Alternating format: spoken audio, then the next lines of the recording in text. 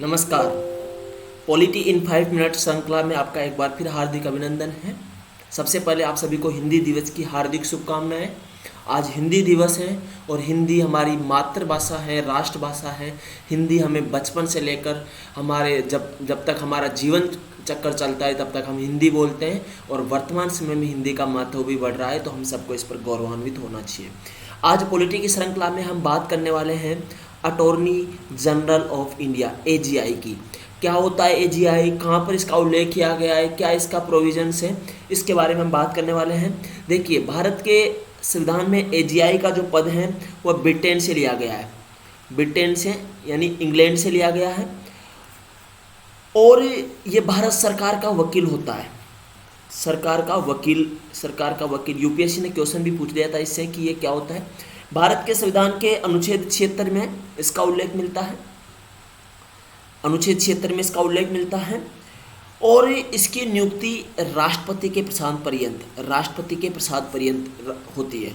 राष्ट्रपति के प्रसाद पर्यंत।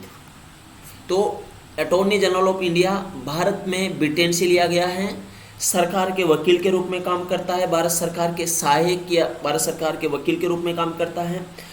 महान्यायवादी भारत सरकार का प्रथम विधि अधिकारी होता है। ये भारत सरकार का प्रथम विधि अधिकारी होता है, यानी भारत सरकार से संबंधित कोई भी मामला होगा वह मामलों को देखने का काम, उनकी भारत सरकार की तरफ से कोर्ट में पक्ष रखने का काम, वहाँ पर भारत सरकार के लिए पैरवी करने का काम अगर किसी का होता है तो अटॉर्नी जनरल ऑफ इंडिया का होता है। यहाँ पर अटॉर्नी जनरल ऑफ इंडिया की जो योग्यता की अगर हम बात करेंगे कि इसके लिए क्या आप भी बन सकते हो या कोई भी बन सकता है, तो हम या आप नहीं बन सकते। आर्टिकल 124 के तहत अगर हम देखेंगे तो एससी के जज बनने की, सुप्रीम कोर्ट के जज बनने की योग्यता रखता हो, यानी वह व्यक्ति जो सुप्रीम कोर्ट के जज बनने की योग्यता रखता है वह अटॉर्नी जनरल ऑफ इंडिया बन सकता है भारत का। और याद करना कि राष्ट्रपति का प्रशांत परिषद का मतलब ये होता है कि राष्ट्रपति को मंत्री परिषद की सलाह पर, यानी ऐसा नहीं है कि किसी को भी राष्ट्रपति अपने मनमर्जी से नहीं, मंत्री परिषद की सलाह पर ही राष्ट्रपति इस पद पर किसी भी व्यक्ति की नियुक्ति करता है। इसका जो कार्य है वो सामान्य तौर पर हम बांट कर देख सकते हैं। मैंने बताया था कि सरकार का पक्ष रखना, न्यायालयों में सरकार का पक्ष रखना, कानूनी मामलों में भारत सरकार को सलाह देना। कोई भी कानूनी मामला हो, जैसे कि मान लीजिए कि 370 को हटाना था, धारा 370 को जम्मू कश्मीर से हटाना था, तो वहाँ पर कानूनी सलाह इन्होंने दी कि किस प्रकार से हम हटा सकते हैं, क्या क्या प्रोविजंस हो सकते हैं। और वह कोई भी कार्य ये करने के लिए बाध्य हैं जो भारत का राष्ट्रपति इसको सौंप दे, यानी भारत के राष्ट्रपति के द्वारा कोई भी कार्य अगर इनको सौंपा जाता है तो उनको ये करने के लिए बाध्य होता है। तो अगर आपको देखा जाए कि इसके कार्य क्या है तो आप लिख सकते हो सभी न्यायालयों में सरकार का पक्ष रखता है, सरकार को कानूनी मामलों में सलाह देता है और राष्ट्रपति द्वारा सौंपे गए कोई भी अन्य कार्य या सभी कार्य इसको करने के लिए ये बाध्य हैं। अब बात आती है कि इसका वेतन क्या होता है। इसका जो वेतन होता है, सामान्य तौर पर इसके वेतन जो होता है वह भारत के राष्ट्रपति समय समय पर निर्धारित करता है और राष्ट्रपति सुप्रीम कोर्ट के जज के जो वेतन होता है उसके बराबर इसको भी वेतन देता है, यानी सुप्रीम कोर्ट के जज का वेतन कितना होगा उतना ही वेतन इसका भी होता है। तो सामान्य तौर पर जो एससी का जो जज होता है उसका जो वेतन अभी है वह 2.5 लाख रुपये प्रति माह है, तो इसको भी 2.5 लाख रुपये प्रति माह मिलता है।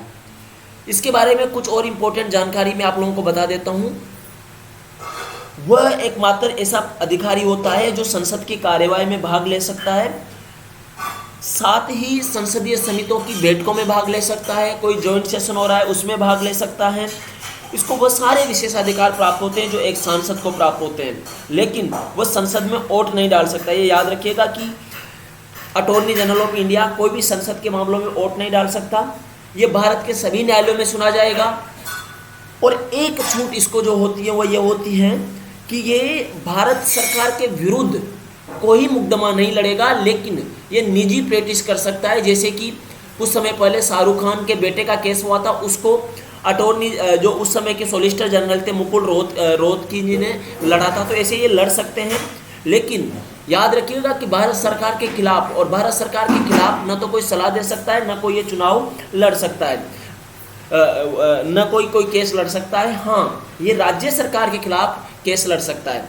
अब ये तो हमने एक बेसिक जानकारी जान ली। अब देखिए ये इंसान कौन है जो स्क्रीन पर दिख रहे हैं।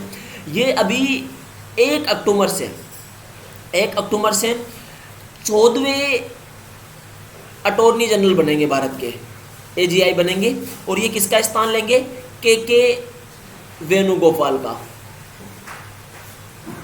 वेणुगोपाल 91 साल के हैं। उन्होंने सरकार को बोला कि अब मेरे को नहीं चाहिए, तो सरकार ने अब इनको 14वां अटॉर्नी जनरल ऑफ इंडिया बनाया है। इससे पहले ये 12वें अटॉर्नी जनरल के रूप में काम कर चुके हैं, यानी 2014 से लेकर 2017 तक इन्होंने भारत सरकार यानी मोदी सरकार के अधीन में, पहले जब मोदी सरकार आई तो सबसे पहले 12वें अटॉर्नी जनरल के रूप में ये पहले काम कर चुके हैं। उसके बाद में के वेणुगोपाल को बनाया गया। और अभी आज ही के न्यूज़पेपर में खबर आई है कि 1 अक्टूबर से 14वां अटॉर्नी जनरल कौन होंगे? मुकुल रोहतगी जी होंगे। तो इस प्रकार हमने अटॉर्नी जनरल ऑफ इंडिया के बारे में जानकारी प्राप्त की। आगे फिर हम 5 मिनट की श्रृंखला में नए वीडियो के साथ आपके साथ मिलते हैं। तब तक के लिए बहुत बहुत धन्यवाद, आभार।